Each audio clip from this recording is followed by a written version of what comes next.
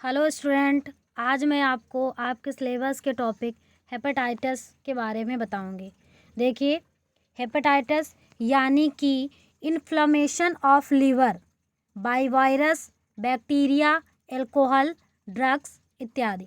यानी कि इन्फ्लेमेशन मतलब क्या होता है? इन्फ्लेशन को क्या कहते हैं हिंदी में? स्वेलिंग यानी कि सूजन।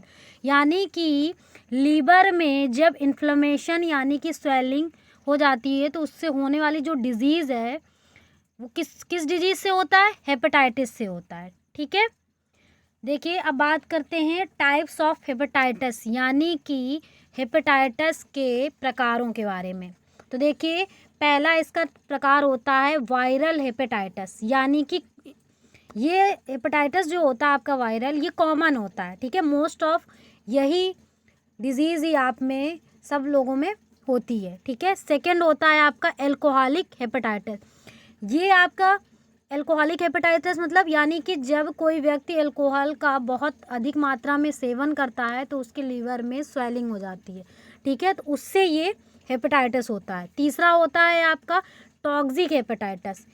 ये आपका कैसे होता है? ये ड्रग्स वगैरह बहुत अधिक मात्रा में लेने की वजह से ये आपका हेपेटाइटिस होता है। ठीक है। अब देखिए, पहले हम लोग समझते हैं वायरल हेपेटाइटिस के बारे में। देखिए, वायरल हेपेटाइटिस आपका 5 प्रकार का होता है। ठीक है, यानी ए से लेकर के ई तक। यानी कि सबसे पहला आपका हेपेटाइटिस ए हो गया, सेकंड आपका हेपेटाइटिस बी हो गया, थर्ड आपका हेपेटाइटिस सी हो गया, फोर्थ आपका हेपेटाइटिस डी हो गया और इसके फिफ्थ आपका हेपेटाइटिस ई हो गया। ठीक है। अब देखिए, जो हमारा हेपेटाइटिस बी और सी होता है कॉमन, ये सबसे कॉमन होता है। यानी ज़्यादातर सबसे ज़्यादा यही देखने को मिलता है। ठीक है। अब कुछ इम्पॉर्टेंट पॉइंट इसके, जो आपका hepatitis A C D and E होता है, इसमें आपका क्या पाया जाता है? ये आरएनए वायरस होता है। ठीक है। और इसके बाद आपका जो हेपेटाइटिस बी है ये डीएनए वायरस है। आगे आप लोगों की समझ में, आपके सिलेबस में ओनली हेपेटाइटिस बी है। तो देखिए, हम बात करते हैं हेपेटाइटिस बी की। सबसे पहले तो हम बात करते हैं इसके कारणों की, यानी कि हेपेटाइटिस किस वजह, हेपेटाइटिस जो बी होता है वो किस वजह से ह्यूमन में हो जाता है। देखिए, सबसे पहले हम बात करते हैं जो ये कारण होते हैं, जो मैं आपको कारण बताने जाती हूँ, ये 10% कॉजेज़ हैं ये इसके, जो आपको 10% इन चीज़ों में देखने को मिलेंगे कि इनकी वजह से ये हेपेटाइटिस बी आपका हुआ। सबसे पहला तो इंजेक्शन ड्रग्स यूज़। यानी कि जब एक ही इंजेक्शन से बहुत सारे लोग ड्रग्स लेते हैं तो आपका इससे हेपेटाइटिस, मान लीजिए जैसे कोई व्यक्ति हेपेटाइटिस बी पॉजिटिव है। ठीक है, अगर उसने उस इंजेक्शन से ड्रग लिया और किसी दूसरे व्यक्ति ने भी उसी इंजेक्शन से ड्रग लिया तो वो भी हेपेटाइटिस बी पॉजिटिव हो जाएगा। सेकेंड आपका है इन्फेक्टेड निडल इंजरी। यानी कि अगर आप कोई किसी को हेपेटाइटिस बी है और आपने उसी से दूसरे व्यक्ति को सिरिंज लगा दिया तो भी आपका हो जाएगा, यानी आपकी निडल वो इन्फेक्टेड हो गई। थर्ड है आपका टैटू। यानी कि जब एक ही इक्विपमेंट का यानी मशीन का यूज़ करके बहुत सारे व्यक्तियों में कि बॉडी में टैटू बनाया जाता है तो भी व्यक्ति हेपेटाइटिस बी पॉजिटिव हो जाता है। कैसे? देखिए कि मान लीजिए किसी व्यक्ति के जो हेपेटाइटिस बी पॉजिटिव है उसकी बॉडी में उस इक्विपमेंट से टैटू बनाया गया, तो जब वो इक्विपमेंट किसी दूसरी ह्यूमन बॉडी में उससे टैटू बनाया जाएगा तो जो दूसरा व्यक्ति है वो भी आपका हेपेटाइटिस बी पॉजिटिव हो जाएगा। इसके बाद बात करते हैं सेक्सुअल कॉन्टैक्ट की। ठीक है, तो इससे भी आपका हेपेटाइटिस बी होता है लेकिन इसके 10% का चांसेस रहते हैं। फिफ्थ आपका है blood transfusion without proper checkup. यानी कि आपने अगर प्रॉपर तरीके से ये चेक नहीं किया कि ये ब्लड कहीं हेपेटाइटिस बी पॉजिटिव व्यक्ति का है कि नहीं है, तो भी आप अगर आपने दूसरे व्यक्ति में ब्लड कर दिया, ट्रांसफ्यूज़न उसका हो गया, तो भी क्या हो जाएगा? उसको भी हेपेटाइटिस बी पॉजिटिव, यानी वो व्यक्ति भी हेपेटाइटिस बी पॉजिटिव हो सकता है। अब देखिए, सबसे ज़्यादा बात करते हैं जो 90% जिसकी वजह से हेपेटाइटिस बी होता है वो क्या होता है? Birth of child by hepatitis B positive mother. यानी कि अगर कोई प्रेग्नेंट लेडी यानी प्रेग्नेंट लेडी में हेपेटाइटिस बी पॉजिटिव हुआ तो उसके बेबी को भी हेपेटाइटिस बी पॉजिटिव हो जाएगा। ठीक है।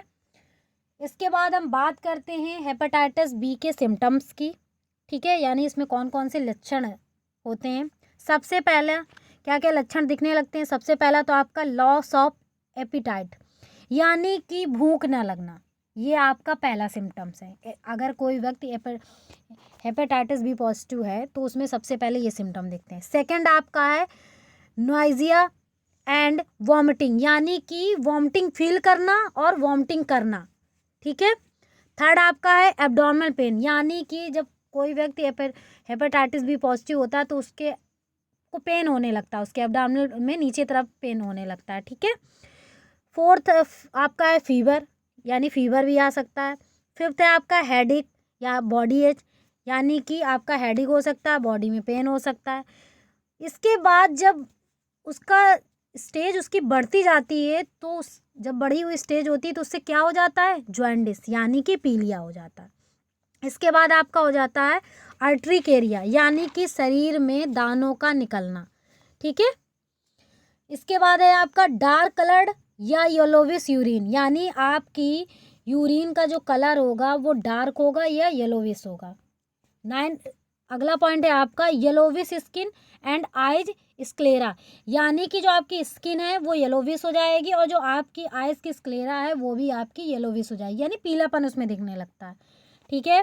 आगे आप लोगों की समझ में, तो ये आपके थे हेपेटाइटिस बी पॉजिटिव अगर कोई व्यक्ति है तो उसमें दिखने वाले सिम्टम्स, ठीक है। अब आगे बात करते हैं हम इसके treatment and management of hepatitis B, ठीक है। ट्रीटमेंट यानी कि उपचार।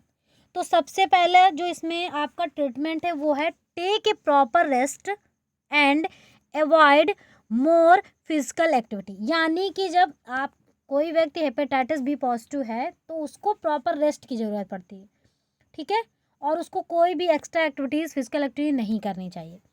थर्ड है सेकंड है आपका डाइट, इसमें जो डाइट है वो आपकी लाइट डाइट होनी चाहिए, ठीक है, और जो बिल्कुल हल्का खाना खाना चाहिए, ठीक है, और बाहर के खाने को, स्पाइसी फूड को, जंक फूड को अवॉइड करना चाहिए, ठीक है, क्योंकि वो बहुत नुकसान करेगा। अगला है आपका शुड टेक मोर फ्लूइड, यानी कि जो इसमें बहुत ज़्यादा आपको, एक तो डाइट भी आपकी जो डाइट में मात्रा होनी चाहिए वो फ्लूइड होना चाहिए डाइट आपका, और जो आप बहुत ज़्यादा फ्लूइड लेने की ज़रूरत होती है इसमें, ठीक है। अगला है आपका ड्रिंक बॉइल्ड वाटर, यानी कि हमें इसमें जो वाटर है वो बॉइल्ड करके पीना चाहिए, ठीक है। इसके बाद है आपका फिफ्थ अवॉइड एल्कोहल, यानी जब आप हेपेटाइटिस बी पॉजिटिव हो तो आपको अल्कोहल बिल्कुल भी नहीं पीना चाहिए, ये आपके लिए बहुत ही ज़्यादा नुकसानदायक हो सकता है, ठीक है। अब बात करते हैं सम इम्पॉर्टेंट पॉइंट्स, ठीक है। देखिए जो 90 to 95% हेपेटाइटिस बी जिनमें पाया जाता है, ठीक है, 90 से 95% केस ऐसे होते हैं जिसमें हेपेटाइटिस बी एक्यूट होता है, अर्थात ये बहुत ही शॉर्ट टाइम में ठीक हो जाता है, ठीक है। इसके बाद 5 to 10% केसेस जो होते हैं उसमें क्या होता है, ये will suffer hepatitis B is chronic, यानी कि इसमें जो आपका हेपेटाइटिस बी है वो बहुत ही ज़्यादा लॉन्ग टाइम तक चलता है, यानी ठीक होने में आपको थोड़ा सा ज़्यादा समय लग जाता है। इसके बाद आपका 15 to 20% जो होता है केस में आपका ये बहुत ही ज़्यादा ही chronic hepatitis will suffer from cirrhosis and cancer, यानी ये आपके लिए बहुत ही ज़्यादा डेंजर हो जाता है और कैंसर का भी रूप ले सकता है, ठीक है।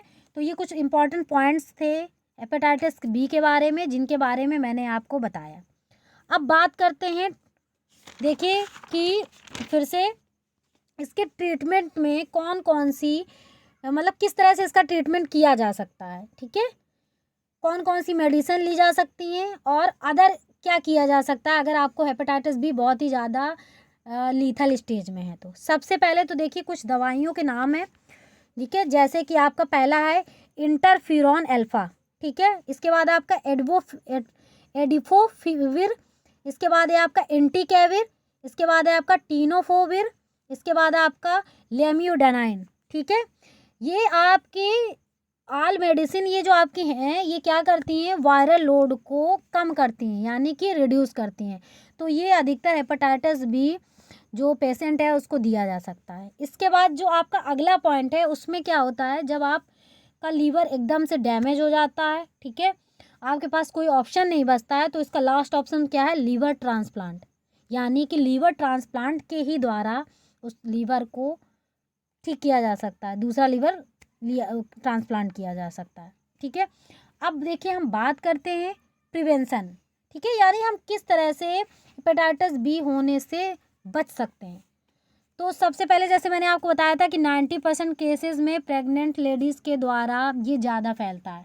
तो सबसे पहला पॉइंट ऐसा है, during pregnancy HbS-Ag report is necessary. देखिए आपकी रिपोर्ट होती है जो आपको, ये रिपोर्ट आपका मतलब इसका टेस्ट करवाना प्रेग्नेंट लेडी के लिए कंपलसरी होता है, बहुत ही ज़्यादा आवश्यक होता है, ठीक है, ताकि इससे हमें ये पता चल जाए कि जो गर्भवती महिला है वो कहीं हेपेटाइटिस बी पॉजिटिव तो नहीं है, इसलिए इस टेस्ट को करवाना बहुत ही ज़्यादा कंपलसरी होता है। सेकेंड पॉइंट होता है, after birth hepatitis B vaccine is compulsory for newborn baby. यानी कि बर्थ के बाद जो न्यूबॉर्न बेबी होता है उसमें हेपेटाइटिस बी वैक्सीन लगवाना बहुत ही ज़्यादा आवश्यक होता है, जिससे कि हम हेपेटाइटिस बी पॉजिटिव होने से उसको बचाया जा सके।